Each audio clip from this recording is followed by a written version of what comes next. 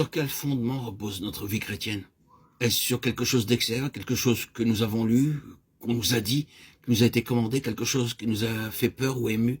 Ou est-elle basée sur ce fondement, lorsqu'il plut à Dieu de révéler en moi son Fils? Quand je l'ai vu, j'ai vu quel pécheur je suis, j'ai vu aussi quel sauveur il est. Mais sans le voyant que cela s'est fait, je sais ceci est très élémentaire pour vous qui m'écoutez. Mais des fois, il est bon d'examiner nos fondements. Nous ne les quittons jamais, ce n'est pas en laissant tout cela derrière nous que nous atteindrons la maturité et deviendrons des gens merveilleux. Tout est une pièce. Je ne veux pas dire que nous devons rester toute notre vie dans les choses élémentaires, mais nous portons le caractère de notre fondement jusqu'à la fin.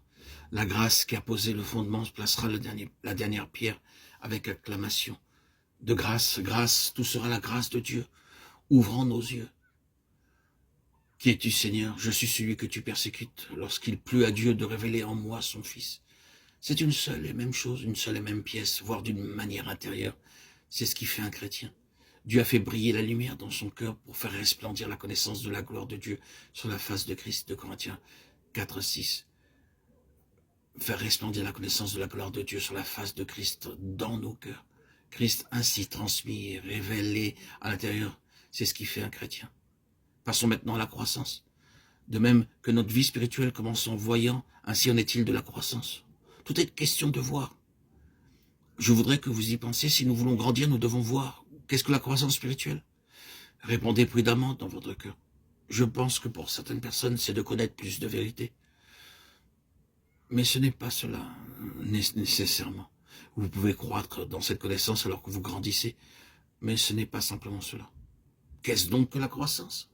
C'est la conformité à l'image du Fils de Dieu. C'est cela le but, et c'est vers cela que nous avons à nous mouvoir progressivement, constamment et régulièrement. La pleine croissance, la maturité spirituelle, ce sera avoir été conformé à l'image du Fils de Dieu. C'est cela la croissance. Alors si c'est ainsi, Paul nous dira, nous tous, dont le visage découvert reflète la gloire du Seigneur, nous sommes transformés en la même image, de gloire en gloire, par l'Esprit du Seigneur, de Corinthiens 3, 18. Conformité en voyant, croissance en voyant. Ceci contient un principe très précieux et profond. Comment pouvons-nous l'illustrer? Je pense que ce même passage que nous venons juste de citer nous aide. La dernière portion nous mettra sur la voie par l'Esprit du Seigneur. J'espère que je n'utilise pas une illustration trop ressassée pour nous venir en aide. Si je recours à Eliezer, le serviteur d'Abraham, et à Isaac et Rebecca, cette classique histoire romanesque de l'Ancien Testament, vous vous souvenez qu'Abraham, devenant vieux, appela un jour Eliezer, son fidèle économe, et lui dit « Mais je te prie ta main sous ma cuisse, et je te ferai jurer par l'Éternel, le Dieu du ciel et le Dieu de la terre, de ne pas prendre pour mon fils une femme parmi les filles des Cananéens, au milieu desquels j'habite, mais d'aller dans mon pays et dans ma patrie, prendre une femme pour mon fils Isaac. » Genèse 24, 2. Et il jura. Eliezer partit ensuite avec les chameaux pour ce pays lointain, à travers le désert, priant le Seigneur de faire réussir son voyage et de lui donner un signe. Le signe lui fut donné près du puits. Rebecca obéit à Eliezer et peu après, étant confrontée avec le défi, elle décida d'aller avec lui sur le chemin. Il fit sortir de ses trésors des choses de la maison de son maître, des choses du fils de son maître, et il les lui montra. Ainsi, il l'a occupé tout le temps avec le fils de son maître. Ces choses lui indiquaient le genre de fils qu'il était, les possessions qu'il avait, et ce en quoi elle s'introduisait.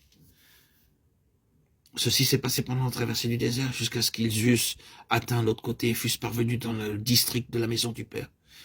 Isaac était dehors dans le champ méditant. Ils levèrent les yeux et le virent. Le serviteur dit, « Le voici.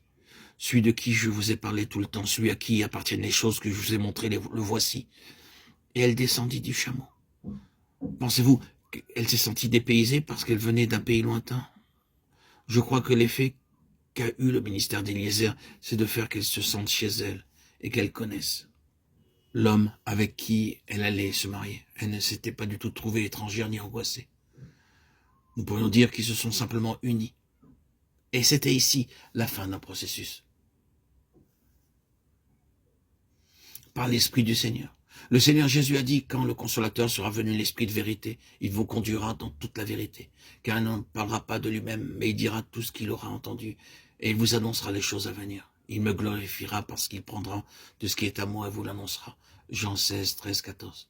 L'Esprit Le fidèle serviteur de la maison du Père a traversé le désert pour trouver l'épouse pour le fils de sa propre parentèle.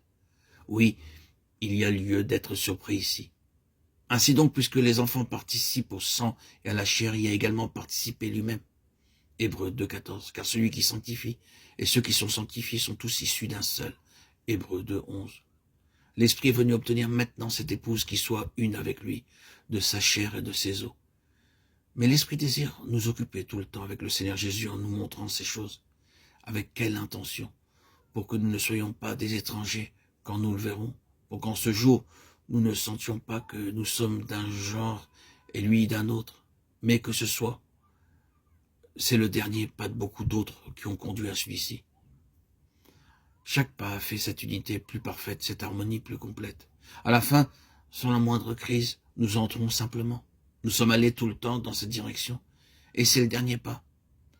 La conformité à son image, la croissance spirituelle, c'est connaître. Le Seigneur est devenir comme lui, c'est nous sentir parfaitement avec lui, comme au foyer, afin qu'il n'y ait pas d'incompatibilité, de discordance, de distance, de ne pas nous sentir étrangers. L'unité avec notre Seigneur Jésus prenant de la profondeur tout le temps, jusqu'à son plein accomplissement. Nous avons vu, et nous voyons de plus en plus.